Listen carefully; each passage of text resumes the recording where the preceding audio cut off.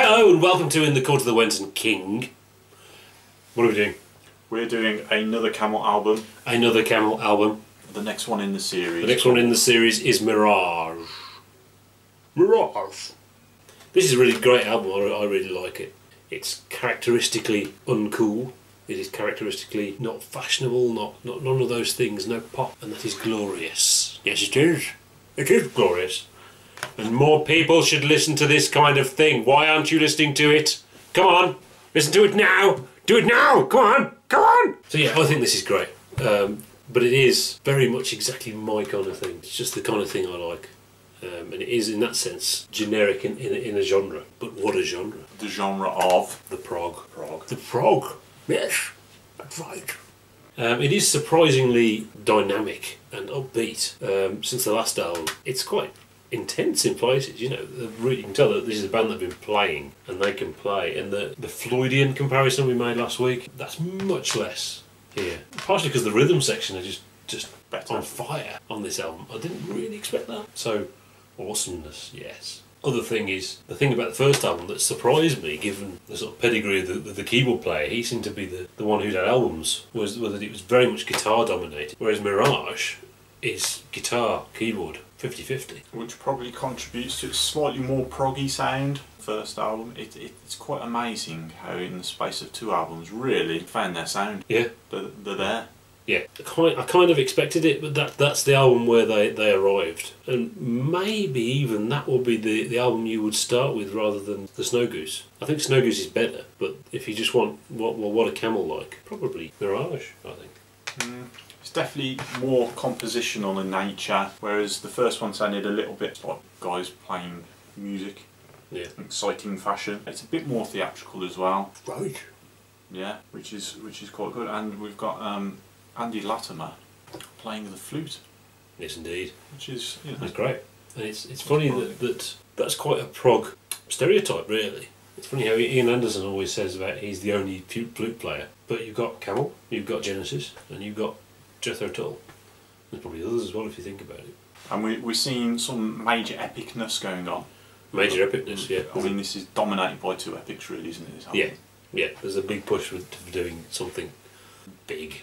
We should talk about the cover, shouldn't we? I think to me it is a great cover, but I don't think about the cigarettes. Do you think about the cigarettes when you see that? Maybe we're a bit past that now. Are they still around? I don't think they are. But it turns out that although that was obviously a pastiche of the Camel cigarettes, it wasn't originally sponsored. They actually had a complaint from Camel cigarettes, who then subsequently, without the band's knowledge, did actually sponsor the tour and do some dodgy stuff like giving out cigarettes at concerts and things like this. So that was quickly extinguished, obviously. It's not apparent, although Andy Latimer has, stepped to the forth with his fluting, which is quite surprising, and his awesome guitar. It doesn't yet feel like a band dominated by one individual. No, it's very much a band, isn't it? Yeah. I think that's why they found the sound so quickly. It's not. It doesn't seem to be any. There seems to be no personality about it. In fact, the band of Camel seems a bit of a personality vacuum. Yes. If I'm honest, there's no sort of superstar in there. Yeah, there's no stars. It is devoid of that completely. And although there's concepts on the album, concepts seem to be more when Pink Floyd latch onto a concept, they really work it through, examine it, and go through all the different angles of that concept. Yeah, sort of. Yeah, and Wish You Were Here is a good example. Isn't it? Yeah, where they took a song and then made a whole album into that more general concept. Whereas this is really just an excuse. It feels more like an excuse for them to play some more music, and it's a shortcut to creativity. We'll get this concept in here so that we can play the music. Play music, yeah. Because it's all about music. Yeah. It's just music. Which makes it a little bit more musician-y than arty, I'd say. There's not. Yeah. Yeah. Yeah. Which is a good thing. Yeah, which I like. And a bad thing, but a good thing and a bad thing. A good thing and a bad thing. Depending on your views. If you're wrong, obviously you won't like that.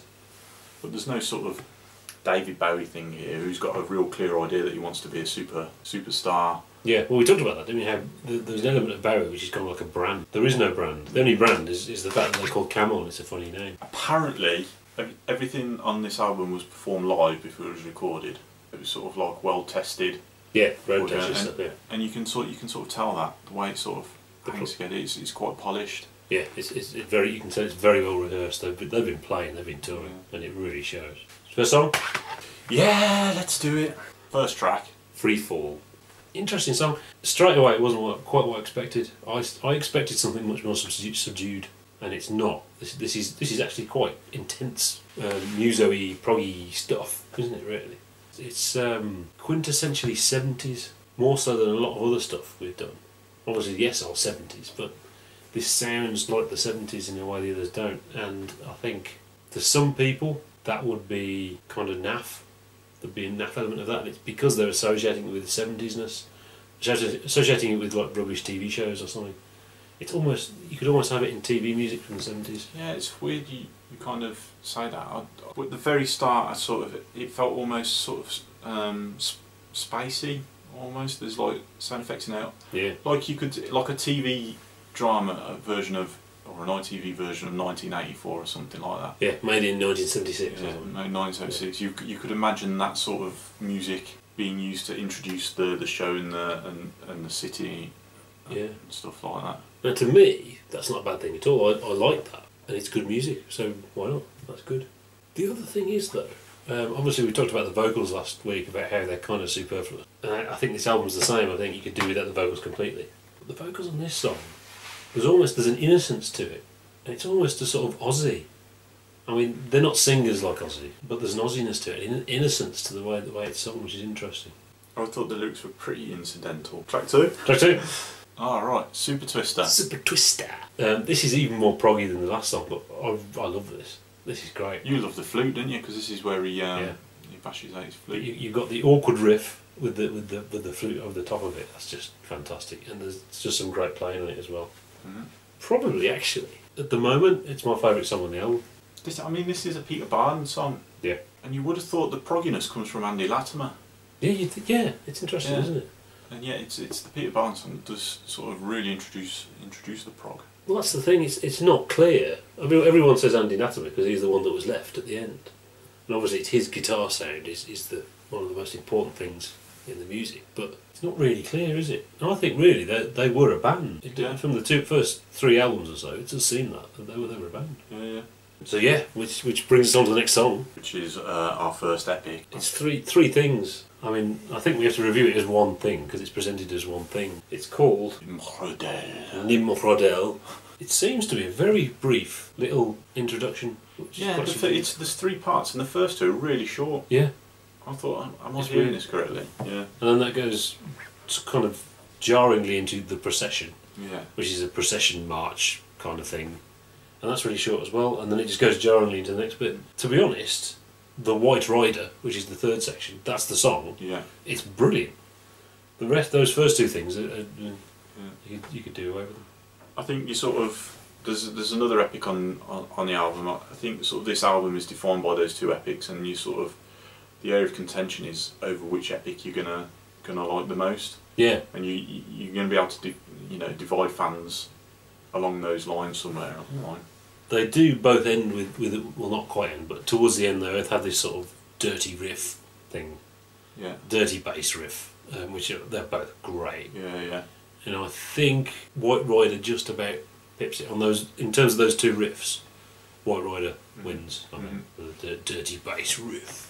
You can also hear shades of Snow Goose in this in places. That's true. So it's very, very, very familiar. And the Lord of the Rings thing, it's kind of dangerous, that is. You're sort of playing with fire, you're trying to take ownership of something that people are pretty possessive over.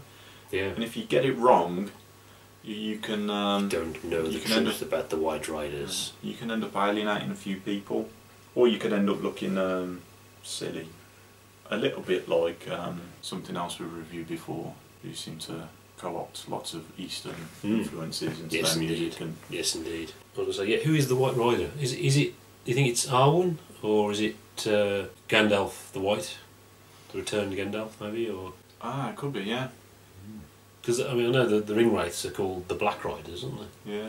So interesting, yeah. But yeah, I'm all for that. I like Lord of the Rings, and there's no reason why you can't make a song about Lord of the Rings. It's not. I don't care if it's uncool or whatever that is. I think this is where their sort of approach to concepts works for them. Yeah. Because they're not sort of going at it full blow as a concept. It's easy to sort of just let it slide Yeah. If you're not really into that kind of thing. Whereas if you are into Lord of the Rings, then obviously it's fantastic. So yeah, it is a great piece of music. The White Rider, anyway, is a great piece of music. I feel like we're not really doing it justice, but there's not a lot you can say about it really. It's just great. Listen to it. You should listen to it. You should. The best thing you can do. Really. Not for free. Don't go to YouTube or something. You should buy the album. And they're finishing the side on an epic, which seems kind of a familiar thing. Prog albums and that type of thing. Yeah. Which is nice. Track 4. Earthrise. I think when you listen to it for the first time, there's a focus on, okay, there's one more song before the big ending. For that reason, you're not expecting much, and you have low expectations, and it starts quite mediocre. It's very, but it gets going, and it's a playing song. It is a jamming song, and they really let rip on this. I think it's great. There's no bad song on this album. It is a great album. I mean, this song on the album is probably most closely linked with the previous album. It sounds, you can definitely yeah, you're right. Yeah, feel that, as you say, it's like a jamming track. And I really liked that one from the previous album. Yet this felt amongst these other tracks a little bit basic almost. Not meh, but not quite up to scratch. I didn't think. Right. Yeah. It doesn't sort of. It doesn't suit the sort of awesomeness. It doesn't have awesomeness. That's what it is. Yeah. The word is awesomeness. There's a compositional structure to the rest of it that isn't on that song, I suppose, isn't there? Yeah. And it's quite a long song as well. It is quite long. It's not. Yeah, 6 minutes 40. So that's not. Yeah, but it does get up to speed. It gets quite going. Yeah. They're in top gear by the end of this. And all ready for the big final thing. Which is again another compositional lady fantasy. Yeah, this is great. It's only under 13 minutes, so it's not that long for this kind of music. Actually, that kind of thing often stretches to 20. Kudos for them for just not being tempted to pad it just because it's epic. Make it more epic. It is what it is, and that's how long it is. So in that sense, it is a perfect piece of music. It starts really cool, starting big fanfare heavy. With the keyboard and the dun stuff. It's great, and then it goes into the theme, which is a little bit of Hark the Angels Sing. I don't know whether it really is. I think maybe it's just a very familiar type of melody that's just good. Got a lot of playing. You've got the aforementioned dirty bass riff stuff, and then it goes back in. Before it gets going, I think the best section before it's going is the quiet. The obligatory quiet bit before it gets going, which is great, and it surprised me how much it sounded like a band I really like that are current called Mostly Autumn. The thing about this kind of song, for me anyway, it takes a long time to really touch your soul. And having listened to it for a week, I've only listened to this for a week. It was only today I started to feel a bit more from it. And it was that quiet section. It does, in Supper's Ready, it took me a long time to really, really get into it. So, in that sense, it's difficult to judge on only a week. That's quite strange. This is my favourite track. Well, quite some way I definitely prefer this one to Nimrodel, whatever it is. It is definitely better overall. It's definitely better, isn't it? Yeah. And there are points of pure awesomeness. Yeah, definitely. Yeah.